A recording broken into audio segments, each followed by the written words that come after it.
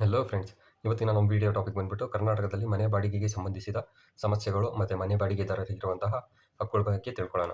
First ನಾವು ತಿಳ್ಕೊಬೇಕಾಗಿರೋ ವಿಷಯ ಯಾವುದು ಅಂದರೆ, ಕರ್ನಾಟಕದಲ್ಲಿ ಮನೆ ಬಾಡಿಗೆಗೆ ಸಂಬಂಧಿಸಿದಂತೆ ಯಾವ ಕಾನೂನು ಅನ್ವಯ ಆಗುತ್ತೆ. ಕರ್ನಾಟಕದಲ್ಲಿ ಬಾಡಿಗೆ ವಿಷಯಕ್ಕೆ ಮುಖ್ಯವಾಗಿ ಅನ್ವಯಿಸುವ ಕಾನೂನು ಅಂದರೆ ಕರ್ನಾಟಕ ರೆಂಟ್ ಆ್ಯಕ್ಟ್ 1999. ಬಾಡಿಗೆದಾರರಿಗಿರುವಂಥ ಹಕ್ಕುಗಳು ಯಾವ್ಯಾವು? ಫಸ್ಟ್ನೇ ಹಕ್ಕು, ಅವರನ್ನು ಅನ್ಯಾಯವಾಗಿ ಮನೆಯಿಂದ ಹೊರಗಡೆ ಹಾಕುವಂತಿಲ್ಲ. ಅಂದರೆ ವಿತೌಟ್ ರೀಸನ್ ಅವರನ್ನು ಫೋರ್ಸ್ಫುಲಿ ಮನೆಯಿಂದ ಹೊರಗಡೆ ಹಾಕುವಂತಿಲ್ಲ. ಎರಡನೇದು, ಯಾವುದೇ ಮನೆ ಬಾಡಿಗೆದಾರರನ್ನು ಹೊರಗಡೆ ಹಾಕ್ತಕ್ಕಂದ್ರೆ ಮನೆ ಮಾಲೀಕರು ಅವರಿಗೆ ಪ್ರಾಪರ್ ನೋಟಿಸನ್ನು ಕೊಡಬೇಕು. ಆ ನೋಟಿಸ್ ಟೈಮ್ ಪೀರಿಯಡ್ 1 ರಿಂದ 3 ತಿಂಗಳ ತನಕ ಇರಬಹುದು. ಅಷ್ಟು ಟೈಮ್ ಕೊಟ್ಬಿಟ್ಟು ಇಷ್ಟು ಟೈಮ್ ಒಳಗೆ ನೀವು ಮನೆಯನ್ನು ಖಾಲಿ ಮಾಡಿ ಅಂತೇಳಿ ಒಂದು ಪ್ರಾಪರ್ ನೋಟಿಸ್ ಕೊಡಬೇಕಾಗುತ್ತೆ. ಅದಾದ ನಂತರ ಇನ್ ಕೇಸ್ ಅವರು ಆವಾಗಲೂ ಖಾಲಿ ಮಾಡ್ತಿಲ್ವ, ಮನೆ ಮಾಲೀಕರು ರೆಂಟ್ ಕೋರ್ಟ್ ಅಥವಾ ಸಿವಿಲ್ ಕೋರ್ಟಲ್ಲಿ ಕೇಸ್ ಫೈಲ್ ಮಾಡುವ ಮೂಲಕ ಅವರನ್ನು ಮನೆಯಿಂದ ಹೊರಗಡೆ ಹಾಕಿಸ್ಬೋದು. ಮತ್ತು ಮೂರನೇದು, ಮನೆ ಬಾಡಿಗೆದಾರರನ್ನು ಫೋರ್ಸ್ಫುಲಿ ಮನೆಯಿಂದ ಹೊರಗಡೆ ಹಾಕಲು ಅವರಿಗೆ ಮನೆಗೆ ಬೀಗ ಹಾಕೋದು, ವಿದ್ಯುತ್ತನ್ನು ಕಟ್ ಮಾಡೋದು ಅಂದರೆ ಕರೆಂಟ್ ಕಟ್ ಮಾಡೋದು, ನೀರನ್ನ ಕಟ್ ಮಾಡೋದು, ಮತ್ತು ಏನಾದರೂ ಬೇರೆ ಫೆಸಿಲಿಟೀಸ್ಗಳನ್ನ ಕಟ್ ಮಾಡೋದು ಸಹ ಇಲ್ಲಿಗಲ್. ಈ ಥರನೂ ಸಹ ಮಾಡುವ ಹಾಗಿಲ್ಲ. ಮನೆ ಬಾಡಿಗೆದಾರರಾಗಲಿ ಅಥವಾ ಮನೆ ಮಾಲೀಕರಾಗಲಿ ರೆಂಟ್ ಅಗ್ರಿಮೆಂಟ್ ಮಾಡಬೇಕಾದ್ರೆ ಅದರಲ್ಲಿ ಏನೇನು ಕಂಡೀಷನ್ಸ್ನ ಮೆನ್ಷನ್ ಮಾಡಿರ್ತಾರೆ ಅದನ್ನು ಫಾಲೋ ಮಾಡಲೇಬೇಕಾಗುತ್ತೆ.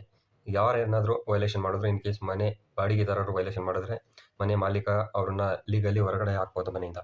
ಇನ್ ಕೇಸ್ ಏನಾದರೂ ಮನೆಯ ಮಾಲೀಕ ವೈಲೇಷನ್ ಮಾಡಿದ್ರೆ ಮನೆಯ ಬಾಡಿಗೆದಾರರು ಕೋರ್ಟಿಗೆ ಹೋಗಿ ಕೇಸ್ ಫೈಲ್ ಮಾಡ್ಬೋದು ಮತ್ತು ಕಾಂಪನ್ಸೇಷನ್ ಕೇಳ್ಬೋದು.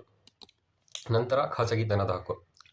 ಒಂದ್ಸತಿ ನಾವು ರೆಂಟ್ ಅಗ್ರಿಮೆಂಟ್ ಮಾಡಿಕೊಂಡು ಆ ಮನೆಗೆ ಶಿಫ್ಟ್ ಆದ ನಂತರ ಅದರದ್ದು ಟೆಂಪರರಿ ಪೊಸೆಷನ್ ನಮ್ಮ ಹತ್ರನೇ ಇರುತ್ತೆ. ಅಂದರೆ ನಾವು ಎಷ್ಟು ದಿನದ ತನಕ ಅಲ್ಲಿರ್ತೀವಿ ಅಲ್ಲಿ ತನಕನೂ ಅದರಿಂದ ಮಾಲೀಕತ್ವ ನಮ್ಮದೇ ಅನ್ನೋ ರೀತಿ ಇರುತ್ತೆ. ಮನೆಯ ನಿಜವಾದ ಮಾಲೀಕ ಒಳಗಡೆ ಪ್ರವೇಶ ಮಾಡಬೇಕಂದ್ರೂ ನಿಮ್ಮ ಕನ್ಸೆಂಟನ್ನು ತಗೋಬೇಕಾಗುತ್ತೆ. ಇನ್ ಕೇಸ್ ಅವ್ರು ಏನಾದರೂ ಕನ್ಸೆಂಟ್ ಏನಾದರೂ ತಗೊಳ್ತಾರೆ ಒಳಗಡೆ ಬರೋದು ಮಾಡಿದ್ರೆ ಅದು ಇಲ್ಲಿಗಲ್. ಅಂತಹ ಸಂದರ್ಭದಲ್ಲೂ ಸಹ ನಾವು ಅವ್ರ ವಿರುದ್ಧ ಕೇಸ್ ಫೈಲ್ ಮಾಡ್ಬೋದು. ಮತ್ತು ಕರ್ನಾಟಕದಲ್ಲಿ ಮನೆ ಬಾಡಿಗೆಯನ್ನು ಹೆಚ್ಚಿಸಬೇಕಂದ್ರೆ ಅದಕ್ಕೂ ಕೆಲವೊಂದು ನಿಯಮಗಳಿವೆ. ಮನೆ ಮಾಲೀಕ ಏಕಾಏಕಿ ಮನೆ ಬಾಡಿಗೆಯನ್ನೇ ಹೆಚ್ಚಿಸುವಂತಿಲ್ಲ. ಮತ್ತು ಅವನು ನೋಟಿಸ್ ಕೊಡಬೇಕಾಗುತ್ತೆ. ಆಮೇಲೆ ಅವನಿಗೆ ಇಷ್ಟ ಬಂದಂಗೆ ಅವನು ಮನೆ ಬಾಡಿಗೆಯನ್ನು ಹೆಚ್ಚಿಸೋ ಹಾಗಿಲ್ಲ. ಇನ್ ಕೇಸ್ ಏನಾದರೂ ಅಗ್ರಿಮೆಂಟಲ್ಲಿ ಮೆನ್ಷನ್ ಮಾಡಿದರೆ ವರ್ಷಕ್ಕೆ 5% ಅಥವಾ 10% ಇನ್ಕ್ರೀಸ್ ಮಾಡ್ಬೋದು. ಅಂದರೆ ಅದ್ರ ಪ್ರಕಾರ ಅವನು ಮನೆ ಬಾಡಿಗೆಯನ್ನು ಇನ್ಕ್ರೀಸ್ ಮಾಡಬಹುದು. ಅದಾದ ನಂತರ ಅವನು ಅದರಲ್ಲಿ ಮೆನ್ಷನ್ ಮಾಡಿಲ್ಲ, ಅವನು ಮನೆ ಬಾಡಿಗೆಯನ್ನು ಇನ್ಕ್ರೀಸ್ ಮಾಡಬೇಕಂದ್ರೆ 1 ಅಥವಾ 3 ತಿಂಗಳು ಮುಂಚೆನೇ ನೋಟಿಸ್ ಕೊಡಬೇಕಾಗುತ್ತೆ. ಮತ್ತು ಮನೆ ಬಾಡಿಗೆದಾರರು ಅದನ್ನು ಒಪ್ಕೋಬೋದು ಅಥವಾ ಅದನ್ನು ನಿರಾಕರಿಸ್ಬೋದು. ಏನಾದರೂ ಮ್ಯಾಟರ್ ಸೆಟಲ್ ಆಗ್ತಿಲ್ಲ ಅಂದರೆ ಸಿವಿಲ್ ಕೋರ್ಟಿಗೂ ಸಹ ಹೋಗಿ ಪರಿಹಾರ ತಗೋಬಹುದು. ಮತ್ತು ಡೆಪಾಸಿಟ್ ಅಥವಾ ಅಡ್ವಾನ್ಸ್. ಕರ್ನಾಟಕದಲ್ಲಿ ಮೊದಲು 11 ತಿಂಗಳದ್ದು ಅಗ್ರಿಮೆಂಟ್ ಮಾಡುತ್ತಿದ್ದರು. ಆದರೆ ಈಗ 2025ರಲ್ಲಿ ಅದನ್ನು ಚೇಂಜ್ ಮಾಡಿದ್ದಾರೆ. ಏನಾದರೂ ರೆಸಿಡೆಂಟಲ್ ಹೌಸ್ ಆಗಿದ್ದರೆ ಮ್ಯಾಕ್ಸಿಮಮ್ 2 ತಿಂಗಳು ರೆಂಟ್ನ ಅಡ್ವಾನ್ಸಾಗಿ ತೊಗೋಬೋದು. ಮತ್ತು ಕಮರ್ಷಿಯಲ್ ಶಾಪ್ಸ್, ಆಫೀಸ್ ಆ ಥರದ್ದು ಏನಾದರೂ ಇದ್ದರೆ ಮ್ಯಾಕ್ಸಿಮಮ್ 6 ತಿಂಗಳದ್ದು ರೆಂಟನ್ನು ಅಡ್ವಾನ್ಸ್ ಆಗಿ ತೊಗೋಬೋದು. ಇದಕ್ಕಿಂತ ಹೆಚ್ಚಾಗಿ ತೊಗೊಳ್ಳೋದು ಇಲ್ಲಿಗಲ್. ಇನ್ ಕೇಸ್ ಮನೆ ಓನರು ಈ ರೀತಿ ನಿಯಮಗಳನ್ನ ಫಾಲೋ ಮಾಡ್ತಿಲ್ಲ, ನೋಟಿಸ್ ಕೊಡದಲ್ಲೇ ಮನೆ ಖಾಲಿ ಮಾಡಿಸೋದಕ್ಕೆ ಫೋರ್ಸ್ ಮಾಡ್ತಿದ್ದಾರೆ ಅಥವಾ ನಮ್ಮ ಸೆಕ್ಯೂರಿಟಿ ಡೆಪಾಸಿಟ್ನ ರಿಟರ್ನ್ ಮಾಡೋದಕ್ಕೆ ನಿರಾಕರಿಸ್ತಿದ್ದಾರೆ, ಅಂತಹ ಸಂದರ್ಭದಲ್ಲಿ ಮನೆಯ ಬಾಡಿಗೆದಾರರಿಗೆ ನಮ್ಮ ಕರ್ನಾಟಕದಲ್ಲಿ ಏನೇನು ಹಕ್ಕುಗಳಿದೆ. ಫಸ್ಟ್ನೇದು, ಅವರು ರೆಂಟ್ ಕಂಟ್ರೋಲರ್ ಆಫೀಸರನ್ನು ಸಂಪರ್ಕಿಸ್ಬೋದು. ಎರಡನೇದು, ಕೋರ್ಟಿಂದ ಅವರಿಗೆ ಲೀಗಲ್ ನೋಟಿಸನ್ನು ಕಳಿಸ್ಬೋದು. ಅದಾದಮೇಲೆ ಕೋರ್ಟಲ್ಲಿ ಹೋಗ್ಬಿಟ್ಟು ಕೇಸ್ ಫೈಲ್ ಮಾಡ್ಬೋದು. ಸಿವಿಲ್ ಕೋರ್ಟ್ ಅಥವಾ ರೆಂಟ್ ಕೋರ್ಟಲ್ಲಿ ಅವರು ಕೇಸ್ ಫೈಲ್ ಮಾಡೋ ಮೂಲಕ ಅವರ ಹಕ್ಕುಗಳನ್ನ ಅವರು ರಕ್ಷಿಸ್ಕೊಳ್ಬಹುದು. ಅದಾದಮೇಲೆ ಇದಕ್ಕೆ ಕಾಂಪನ್ಸೇಷನ್ ಕೂಡ ಅವರು ಮನೆಯ ಮಾಲೀಕನಿಂದ ಪಡೆಯಬಹುದು. ಯಾವುದೇ ಮನೆಯನ್ನು ಬಾಡಿಗೆಗೆ ತಗೋತಿದ್ದೀರಾ ಅಂದರೆ ಅಥವಾ ಕೊಡ್ತಿದ್ದೀರಾ ಅಂದರೆ ಫಸ್ಟು ಅದರಲ್ಲಿ ರಿಟರ್ನ್ ರೆಂಟ್ ಅಗ್ರಿಮೆಂಟ್ ಮಾಡಿಸ್ಕೊಳ್ಳೋದು ತುಂಬ ಅನಿವಾರ್ಯ.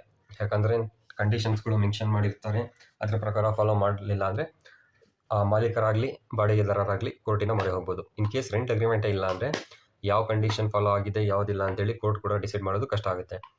ಮತ್ತು ಯಾವ ಸಂದರ್ಭದಲ್ಲಿ ಮನೆ ಮಾಲೀಕ ಬಾಡಿಗೆದಾರರನ್ನು ವಿತೌಟ್ ನೋಟಿಸ್ ಮನೆಯಿಂದ ಆಚೆ ಹಾಕ್ಬೋದು ಅಂದರೆ, ಏನಾದರೂ ಅವರು ನೋಟಿಸಲ್ಲಿ ಮೆನ್ಷನ್ ಮಾಡಿರೋ ಕಂಡೀಷನ್ಸ್ನ ಫಾಲೋ ಮಾಡ್ತಿಲ್ಲ ಅಂದರೆ, ಸರಿಯಾಗಿ ರೆಂಟ್ ಪೇ ಮಾಡ್ತಿಲ್ಲ ಅಂದರೆ, ಅಥವಾ ಏನಾದರೂ ಇಲ್ಲಿಗಲ್ ಆಕ್ಟಿವಿಟೀಸ್ ಮಾಡ್ತಿದ್ರೆ, ಅಥವಾ ಅವನ ಆಸ್ತಿಯನ್ನು ಹಾಳು ಮಾಡ್ತಿದ್ರೆ, ಅಥವಾ ಮನೆ ಅವರು ಬಾಡಿಗೆಗೆ ತೊಗೊಂಡು ಬೇರೆಯವರಿಗೆ ಏನಾದರೂ ರೆಂಟಿಗೆ ಕೊಟ್ಟಿದ್ರೆ, ಇಂತಹ ಸಂದರ್ಭದಲ್ಲಿ ಮನೆ ಮಾಲೀಕ ಬಾಡಿಗೆದಾರರನ್ನು ಮನೆಯಿಂದ ಆಚೆ ಹಾಕ್ಬೋದು.